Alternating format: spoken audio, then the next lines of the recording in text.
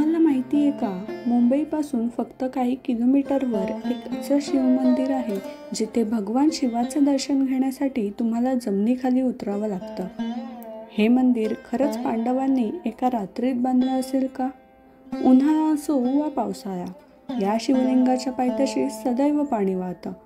पण त्याचा नेमका उगम कुठून झाला? युनेस्कोने या मंदिराला सांस्कृतिक वारसा म्हणून घोषित केला आहे, पण त्याचा नेमका अर्थ काय? या मंदिराला आणि शहराला अंबरनाथ हे नाव तरी कसं पडलं? असे एक ना अनेक प्रश्न मनात घेऊन त्याची उत्तरे शोधण्यासाठी मी पोचले अंबरनाथला.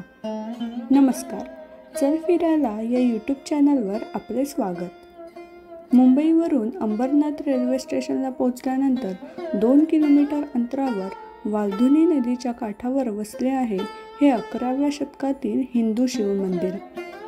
अंबरनाथ म्हणजेच आकाशाचा स्वामी किंवा आकाशाचा ईश्वर, म्हणजेच अंबरेश्वर, अर्थात अंबरनाथ. म्हणूनच या मंदिराला अंबरनाथ हे नाव पडलं आणि या मंदिराच्या नावावरून या शहराला अंबरनाथ हे नाव पडलं. या मंदिराच्या गाभाऱ्यावर घुमट उघडा आहे आणि त्यामागचं कारण या व्हिडिओच्या शेवटी सांगितलंच आहे, त्यामुळे व्हिडिओ शेवटपर्यंत नक्की पहा. हे मंदिर पांडवांनी एका रात्रीत बांधलं असेल असा प्रश्न पडतोच, कारण दगडावर कोरलेले अप्रतिम नक्षीकाम, शिव, विष्णू, गणेश आणि इतर देवतांच्या मूर्ती हे सर्व पाहताना खरंच हे एका रात्रीत शक्यच नाही.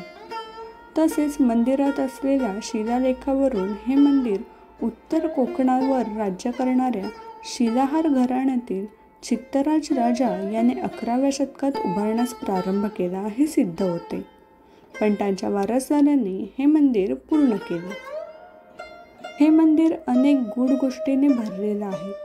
सभामंडपातून आत प्रवेश केल्यानंतर काही पायऱ्या उतरल्यानंतर एक अद्भुत नजारा पाहायला मिळतो. तिथे फोटो काढण्यास सक्त मनाई आहे. गर्भगृहातील शिवलिंग स्वयंभू आहे.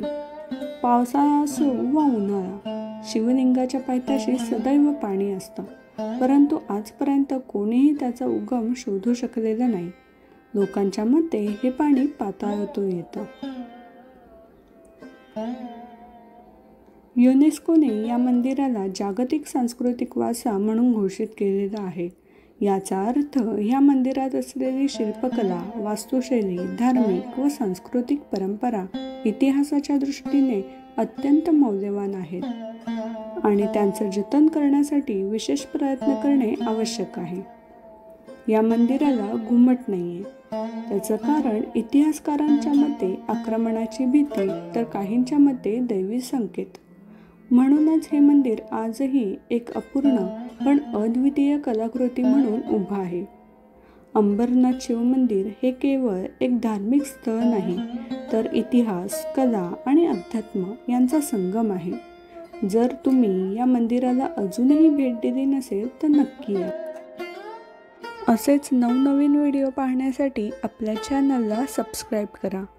धन्यवाद.